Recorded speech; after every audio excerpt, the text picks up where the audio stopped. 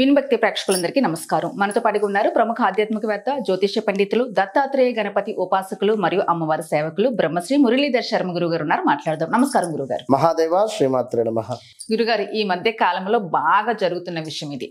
ఒక్కొక్కసారి మనకి ఫ్రెండ్స్ అవనివ్వండి, రిలేటివ్స్ అవనివ్వండి, చాలా హెల్ప్ చేస్తూ ఉంటారు.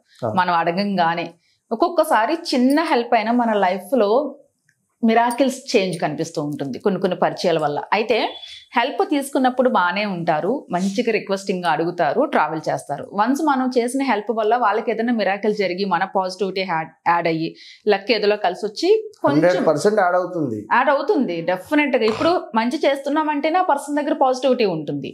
ఆ పాజిటివ్నెస్ తో మంచి చేస్తే ఆటోమేటిక్ గా లైఫ్ కొంచెం టర్న్ అవుతుంది.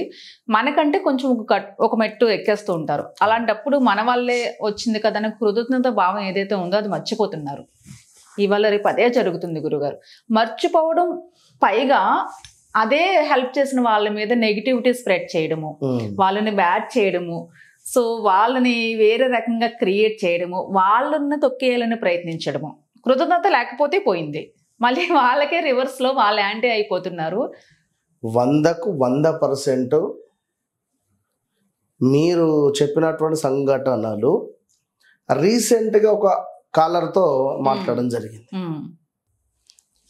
సో ఖచ్చితంగా కూడా ఇక్కడ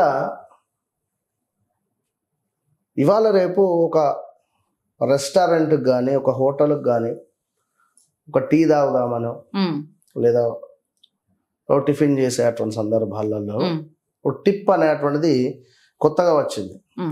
ఈ టిప్ అనేటువంటిది ఎంతో కొంత ఇచ్చి రావడము అనేటువంటిది కృతజ్ఞత భావం వాస్తవానికి కూడా. రైట్.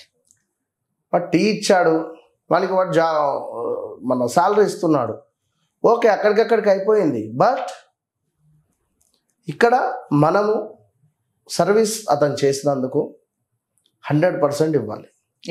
సో ఇప్పుడు చాలా మంది కూడా గురువు గారు మాకు ఫ్రీగా జాతకాలు చెప్పండి గురువు గారు అంటే లైక్ ఆ విధంగా చెప్పేటువంటి పరిస్థితి నాకు ఉంది, నేను చెప్తా కావచ్చును.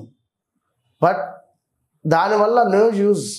ఇప్పుడు మీకు రాబోయే ఫలితం రాదు.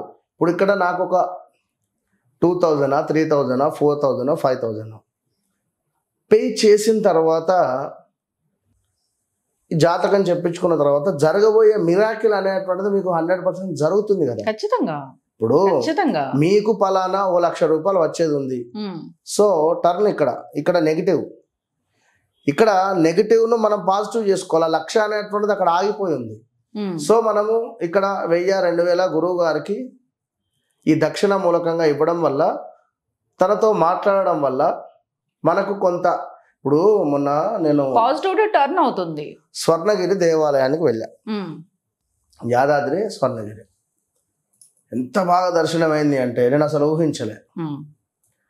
సో చాలా అంటే చాలా బాగా. నేను దేవాలయానికి వెళ్ళే ముందు నుంచి అనుకున్నా, నేను ఇప్పటి వరకు వెళ్ళలే, అంటే వెళ్ళినా కానీ ఇప్పుడు ఈ కొత్తగా అయిన తర్వాత నేను వెళ్ళలే, మొన్ననే వెళ్ళా. ఎంత బాగా అనిపించింది అంటే దేవాలయము అసలు చాలా బాగా అనిపించింది నాకు అనకూడదు.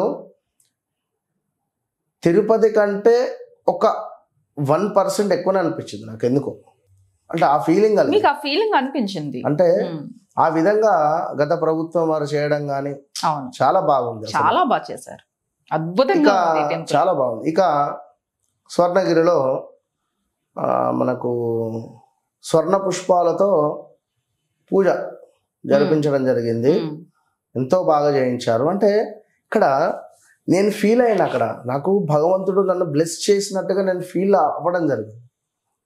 కొందరు అమ్మో 900, అమ్మో 1000 రూపాయల, ఎందుకు ఇట్లా వెళ్ళిపోదాం, దేవుడు కనబడతారు కదా, దండం పెట్టుకుందాం అనుకునే వారు కూడా ఉంటారు. నేను అనేది కొన్ని మనం అక్కడ ఇన్వెస్ట్ చేయాలి. ఇన్వెస్ట్ చేస్తే మనకు కొన్ని మిరాకిల్స్ అనేటువంటి జరుగుతాయి ఖచ్చితంగా. సో నేను ఇక్కడే అంటే కుదరదు. అదే విధంగా అట్లా ఉంటే లైఫ్ కూడా అవ్వదు గురువు గారు. ఖచ్చితంగా చిన్న డెసిషన్ తీసుకోవాలి వెంటనే. అదే విధంగా ఇక్కడ ఎవరైతే కృతజ్ఞతాభావము మన ద్వారా లబ్ధి పొందాడో మనం ఆశించేది ఏం లేదు అక్కడ. అవును, బట్ అతనికి ఉండాలి, ఖచ్చితంగా ఉండాలి, ఖచ్చితంగా ఉండాలి, 100% ఉండాలి. ఉండాలి. ఆ ఉండాలి అనేటువంటి విషయాన్ని కూడా మనం మాట్లాడుకోవద్దు, ఎందుకంటే అతనికి ఎక్కువ పాజిటివిటీ పెరుగుతుంది నిజంగా. ఎందుకంటే ఎక్కువగా మనం అతని గురించి వారి గురించి ఆలోచించిన వారికి ఇంకా ఎనర్జీ ఇచ్చిన వాళ్ళం కనుక ఏం జరుగుతుంది ఇక్కడ అంటే చెప్తా విషయం. అలాంటి వాళ్ళకి జాతకంలో ఎలాంటి మార్పులు అనేది అదే పాయింట్ ఇక్కడ. ఇప్పుడు మనం ఒకరి వల్ల మనకు 1,00,000 రూపాయలు కలిసి వచ్చింది, సో వారు ఏమి ఆశించలేదు. మనము వారి పిల్లలకు మ్యాక్సిమం పండ్లన్నా తీసుకొని పోవాలి. కనీసం మీ ఇష్టము, అది ఏం తీసుకువెళ్తారన్నా తర్వాత, కనీసం పండ్లన్నా అని చెప్తున్నాయి. అది మీ ఇష్టం. మీరు 5,000 తీసుకువెళ్తారా, 10,000 గిఫ్ట్ తీసుకువెళ్తారా, 1,000 రూపాయల తీసుకువెళ్తారా, మీ ఇష్టం. అక్కడ అది క్లియరెన్స్ అయిపోవాలి, స్ట్రక్ అవ్వద్దు.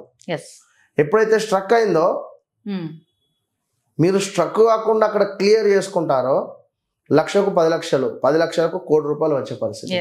బ్యాలెన్సింగ్ చేసుకుంటూ వెళ్ళాలి. అది ఇక్కడ ఎవరైతే కృతజ్ఞత భావం అనేటువంటి మర్చిపోయి వారి మీదనే చాడీలు చెప్పడం వల్ల, వారి మీదనే నెగిటివిటీ స్ప్రెడ్ చేయడం వల్ల శనైశ్వరుని యొక్క చూపు వీరిపై బీభత్సంగా పడుతుంది. తాత్కాలికంగా ప్రజెంట్ బాగుంటారేమో, ప్రజెంట్ కాదుగా వచ్చేస్తుంది. అర్ధాష్టమ శని, ఏలినాటి శని, అష్టమ శని, సప్తమ శని, ఎందుకు ఇవి? అవునా కదా? ఇప్పుడు జాతకంలో అష్టమ శని 2.5 సంవత్సరాలు ఉంటుంది. దాని తర్వాత అర్ధాష్టమ శని గడిచిన తర్వాత మరలా ఎంతలో 5 ఇయర్స్లో ఏలినాటి శని వచ్చేస్తుంది. 2.5 సంవత్సరాల తర్వాత అష్టమాత్ ఉన్నటువంటి శని దశమాత్ వెళ్తాడు. 2.5 సంవత్సరాల తర్వాత 2.5 సంవత్సరాల తర్వాత మళ్ళీ 11లో ఉన్న శని 11వ స్థానానికి వెళ్తాడు. సో సుమారుగా మళ్ళీ 7-7.5 సంవత్సరాల తర్వాత పలానా అష్టమ శని ఎవరికైతే ఉందో వారికి ఏలినాటి శని ప్రారంభమవుతుంది. ఈ 7.5 సంవత్సరాలలో నిన్ను లేపుతూనే ఉంటాడు. ఎప్పుడైతే 7.5 సంవత్సరాలు నీకు ఎండింగ్ అంటే ఈ లోపు నువ్వు సరిదిద్దుకోవాలి. అరే పలానా వ్యక్తి నాకు సహాయం చేసిండు, వాని గురించి నేను నెగిటివ్ చెప్పినా లేదు, తప్పు చేసిన, ధర్మంగా ధార్మికంగా ఒప్పుకొని కలవాలి, అంతే. శనైశ్వరుడు అంటేనే అది. మనం సరెండర్ అయిపోయిన తర్వాత తప్పకుండా లేదు అనుకుంటే ఓడలు బండ్లు ఓడలు ఉంటాయి కదమ్మా. అయ్యో, ఇదే పరిస్థితి ఈ రోజుల్లో అసలే నిమిషం పట్టట్లేదు. ఇదే పరిస్థితి శనైశ్వరుని యొక్క చూపు పడగానే ఏ దృష్టిలో అయినా వారి జాతకంలో కూడా శనైశ్వరుని పీరియడ్ వచ్చిన డేట్ ఆఫ్ బర్త్ పుట్టే సమయం ప్రకారంగా వారి జాతకంలో కూడా శనైశ్వరుని యొక్క పీరియడ్ వచ్చినా కూడా విపరీతమైనటువంటి కష్టాలకు గురవుతారు. ఉన్నటువంటి భోగం ఏదైతే ఉందో, రాజయోగం ఏదైతే ఉందో ప్రజెంట్ అనుభవించేది డౌన్ఫాల్ అయిపోతారు. సడన్గా ఆ క్షణంలో ఎవరో వస్తారు, లాజిక్ మ్యాజిక్ చెప్తారు, మీరు ముగ్ధులైపోతారు. ఉన్న అమౌంట్ అక్కడ ఇన్వెస్ట్మెంట్ చేస్తారు, అమౌంట్ మొత్తం పోయిందని చెప్తారు, క్లోజ్. రూపాయి ఉండదు మళ్ళీ చేతిలో. ఎన్నికి తిరిగి చూసుకుంటే ఏముండదు. అదేవిధంగా ఎవరైతే మనకు సహాయం చేస్తారో వారి పట్ల కృతజ్ఞత భావంతో ఉండకుంటే శనైశ్వరుని పీరియడ్లో డౌన్ఫాల్ అయ్యే పరిస్థితి ఉంటుంది. రెండవది పొగరుగా, నాకు ఈ నడవంతరపు సిరి అంటారు కదా, నాకు అంటే ఇదొక పాయింట్ అయిపోయింది. రెండవది నడవంతరపు సిరి అంటే ఏకదం ల్యాండ్ అమ్ముకోనో లేదా ఇంకేదో రిచెస్ట్ పీపుల్ అయిపోతారు. ఇప్పుడు మనం చూసాం కదా బెట్టింగ్ యాప్స్, చాలా మందికి ఎంత అన్యాయంగా సంపాదించారు, ఎంత మందికి కూడా నడవంతరపు సిరి వచ్చింది. అదంతా ఈ నడవంతరపు సిరిలో వారు నిలబెట్టుకుంటారా లేదా పడిపోతుందా అనేది ముందు చూద్దాం. సో ఆ విధంగా వచ్చినటువంటి నడవంతరపు సిరికి మనము కొంత పొగరును యాడ్ చేసి నేను అని చెప్పి పొగరుగా మాట్లాడితే చాలా అంటే చాలా తీవ్రమైనటువంటి పరిణామాలకు గురయ్యే పరిస్థితి ఉంటుంది. సో అది ఈ శనైశ్వరుడు చేస్తాడు. కనుక మనము ఎప్పుడైనా కాస్మిక్ ఎనర్జీ అంటే చక్కగా సృష్టి నుంచి వచ్చినటువంటి ఆ యొక్క భగవంతుడు, మన యొక్క సూర్యుడు కానీ చంద్రుడు కానీ మనం జెన్యూన్ గా ఉంటూ చక్కగా తీర్థయాత్రలను తిరుగుతూ సుబ్రహ్మణ్యేశ్వర స్వామి కానీ శనైశ్వరుడు ఉండే ప్లేస్ కానీ అదేవిధంగా ఏది వీలైతే అది మనం కనెక్ట్ కావాలి. మన సోల్ అనేటువంటిది కనెక్ట్ అవుతూ ఉంటే భగవంతులలో అప్పుడు శనికి సంబంధించినటువంటి ఇబ్బంది ఏది ఉండదు. ఏదో శనికి పోయి నువ్వుల నూనె పోసి నల్ల నువ్వులు పెట్టేసి ఆ నల్ల వస్త్ర దానం అయిపోగానే ఏదో అయిపోదు. ఆ రికార్డు సీసీ కెమెరాలో రికార్డు అది. శనైశ్వరుడు అంటేనే మన కర్మ. ఆ రికార్డు తీయడం చాలా కష్టం కనుక బీ కేర్ఫుల్, జాగ్రత్తగా ఉండండి. కృతజ్ఞతా భావం అనేటువంటిది చాలా అవసరం ఇప్పుడున్నటువంటి ఉండాలి. ప్రతి విషయంలో ఉండాలి. ఒక్కొక్కసారి మాట సాయం కూడా మనకి ఎంతో బలాన్ని ఇస్తుంది. ప్రతి విషయంలో జెన్యున్ గా ఉండాలి, కృతజ్ఞతగా ఉండాలి. అప్పుడే మనకి యూనివర్స్ సపోర్ట్ చేస్తుంది, భగవంతుడైనా సపోర్ట్ చేస్తాడు, కర్మ కూడా ఆటోమేటిక్ గా తగ్గుతుంది. మంచి లెసన్ గురువు గారు. నిజంగా ఇలాంటి యాటిట్యూడ్ ఉన్న వాళ్ళకి ఇది కరెక్ట్ గా అంటే నచ్చకపోవచ్చు, బట్ రియాలిటీ అయితే ఇదే. నమస్తే గురువు గారు. మహాదేవ.